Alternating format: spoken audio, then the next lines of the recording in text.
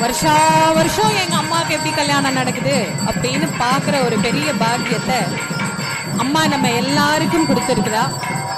இந்த அழகான தருணத்துல இந்த மதுரையிலே நடைபெற்று கொண்டிருக்கக்கூடிய இந்த நிகழ்வுகளுக்கெல்லாம் காரண காரணியமாக விளங்கக்கூடிய அன்னை அகிலாண்டேஸ்வரி, ஜெகன்மாதா, லோகநாயகி, இன்னும் எத்தனை பெயரை கட்டிட்டு போயாச்சு.